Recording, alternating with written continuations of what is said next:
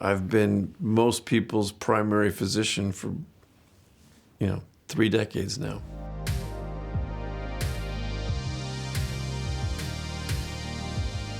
It's a pleasure talking to you. Thank you. And I have to say, it's not quite often that I talk to probably the most popular TV doctor in the world. How does it feel to get this title at the moment?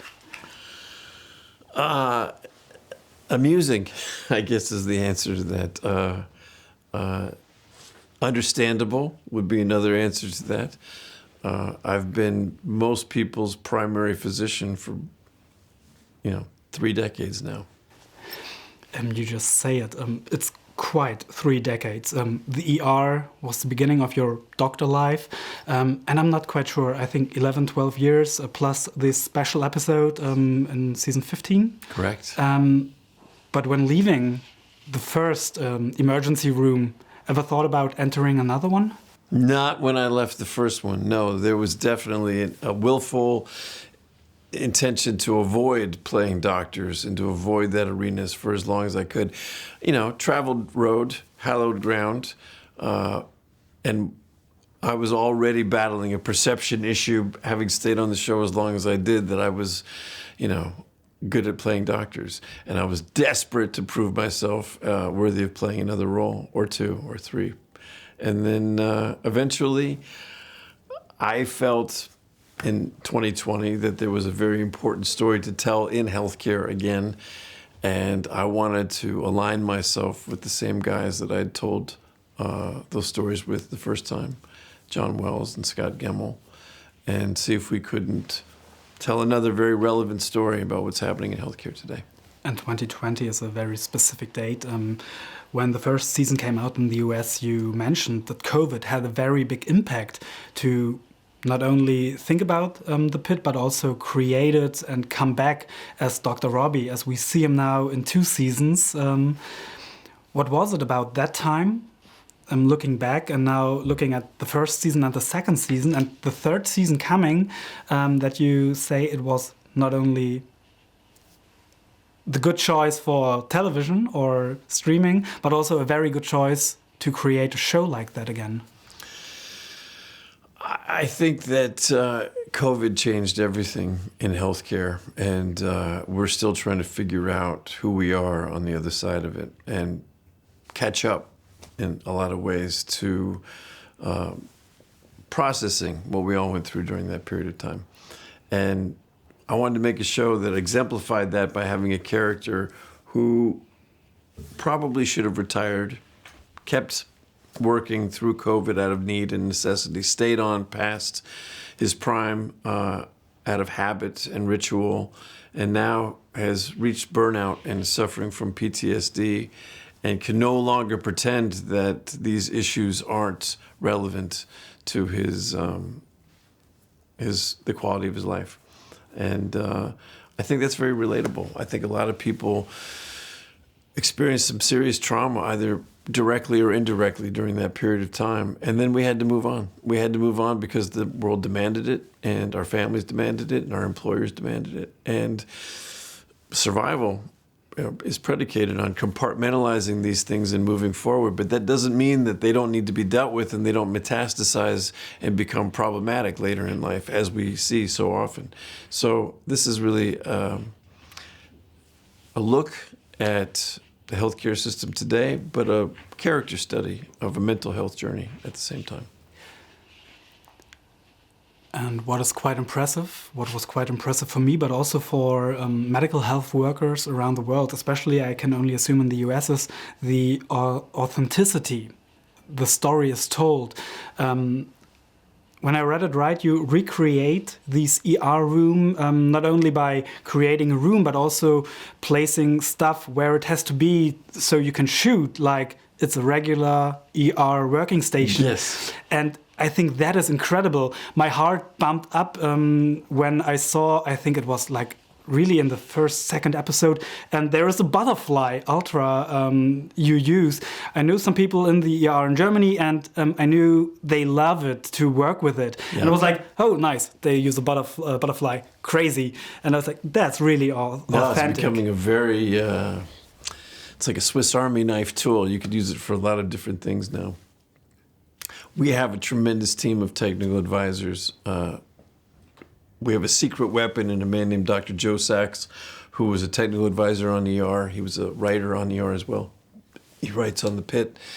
And he, has basically created the discipline of television medicine almost single-handedly over the last 30 years, where the template for how to choreograph a trauma scene, who's passing what supplies at what time, who needs to be in what positions, what equipment needs to be in the room, the complexity of these cases, how they reflect upon the practitioner in the room who's administering them.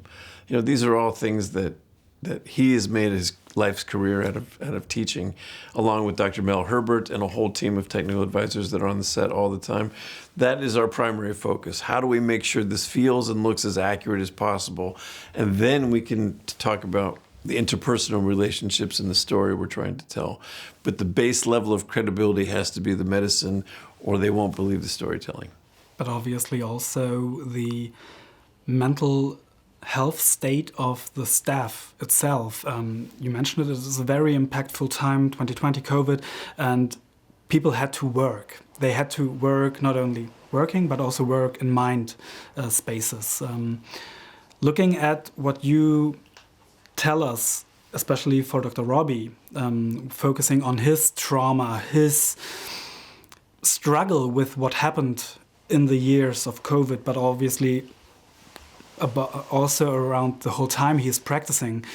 How did healthcare workers react to you looking this show, looking how realistic it's portrayed, that it's not, okay, we couldn't save the person, next, that it's a real struggle you fight every day?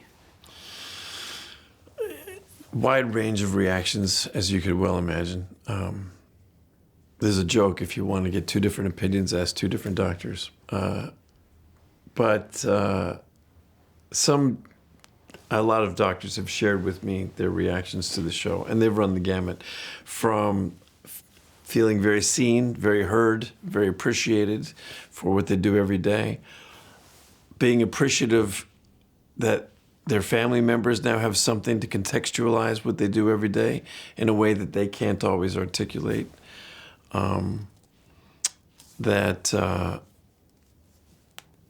We're hopefully going to inspire the next generation of people to want to go into this line of work, because there's a lot of shortages currently. And by depicting the problems that are stressing the systems, maybe we can also arrive at some logical remedies. So, we get a lot of gratitude back from us. That said, I've also been told that the show's very triggering, and that especially the COVID flashbacks, when those came on the screen, doctors who didn't recognize how impactful that period of time had been for them suddenly found themselves having almost panic attack reactions to watching it. And it became eye-opening experiences for them that they may need to look at their own mental health in a way that they had not been cognizant of before. So, I'm reticent to give our show too much credit, but I have heard that it has happened. Yeah. What I liked, besides the way of storytelling with not always this 110% speed level, is that it's told in different angles. Slow, but then also directly on point.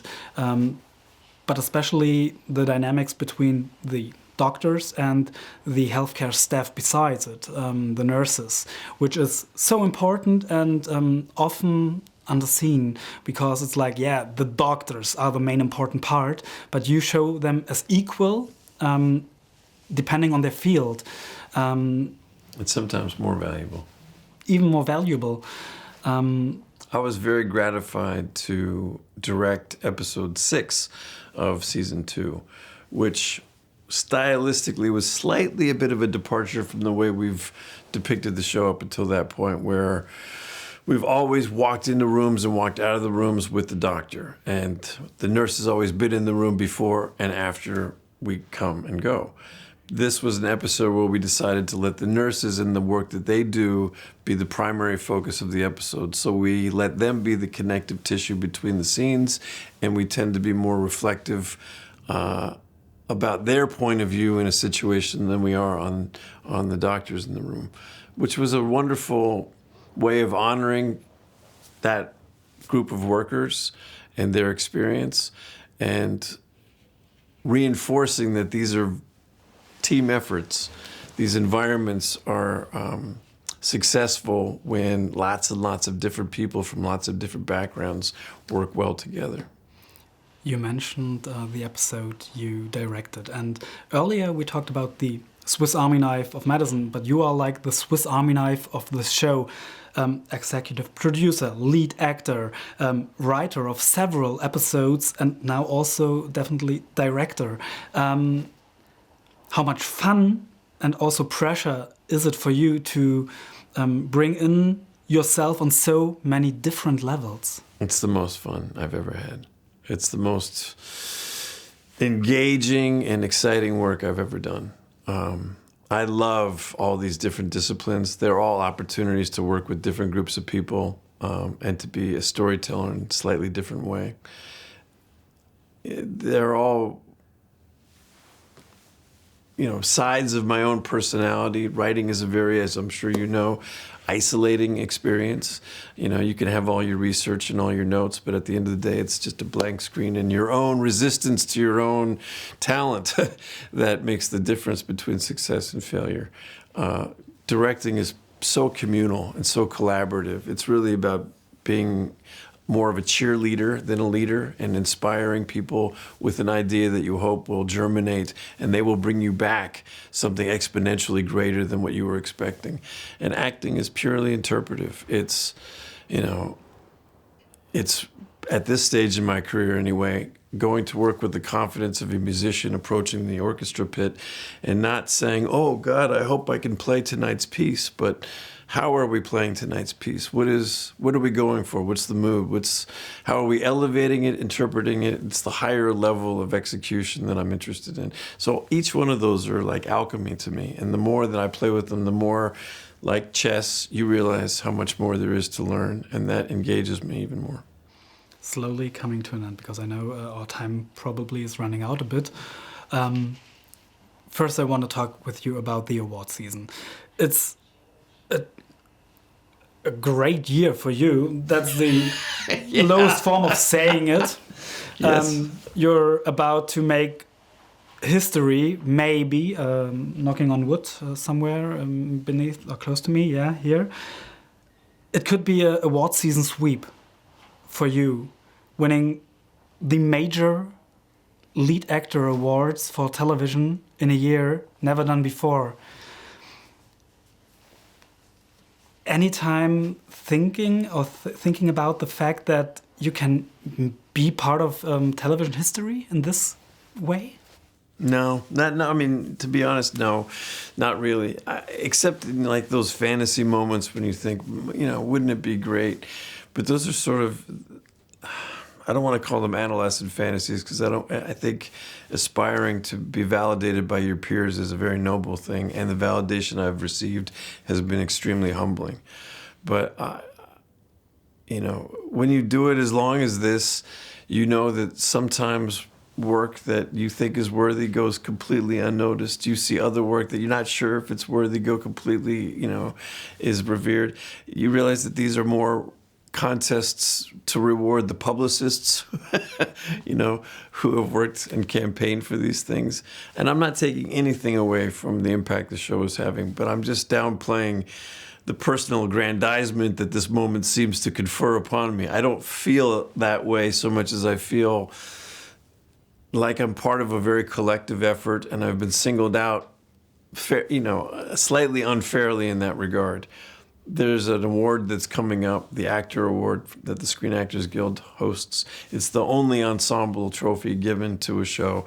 That is the one I'm most covetous of, and the one I feel like we are most deserving of, because it's the most reflective of how we make the show. So if there was one trophy that I've actually been ambitious about wanting to win, it's that one for all of us.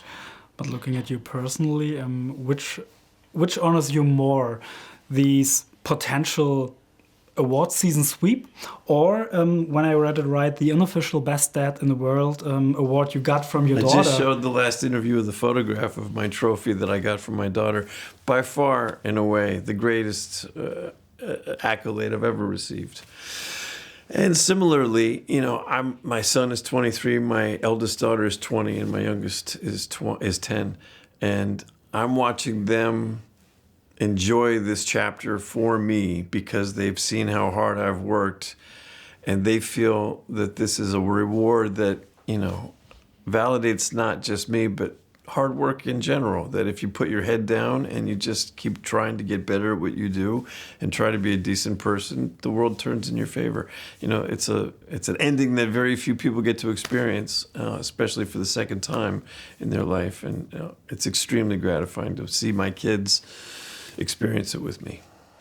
And looking now, in the end, finally, now really the end, to the future. In the future, season 3 was announced even before season 2 aired worldwide now, also here in Germany, which we are very happy to finally can see it. You were working already, I can only assume, on the next chapter of The Pitt. As soon as I go home, we start the writing room for season 3 next week. How excited are you? Because you, at the moment, told us so many different stories about the healthcare system in the US, about problems in the healthcare system in the US, not only for medical stuff, but also for normal people going to the ER, thinking about, can I even do it, or will it financially ruin me? Are there parts of the medical system in the US you are really looking forward to telling in season 3? I'm looking forward to having them tell us what's happening currently. And from that, we'll get the next crop of stories. We begin each season listening more than writing, you know, taking meetings with experts who are on the front lines in all these different aspects, whether it's cybersecurity or mental health or boarding crisis or vaccinations, and we ask them to show us their models, best case scenario, worst case scenario, what would help you, what would hurt you, you know. And then from that, we try to humanize it and put it into the flesh and blood of characters that you can actually feel empathy for. But first, we kind of need to put our antenna up and listen to what's happening right now, because we've just finished the season. We just finished shooting last week, which is amazing. And before we start thinking about what we want to say, I think we need to listen to what people are saying around us first. And I have to say, thank you for your time. Thank you for the show. Thank the whole crew in my name for making this show.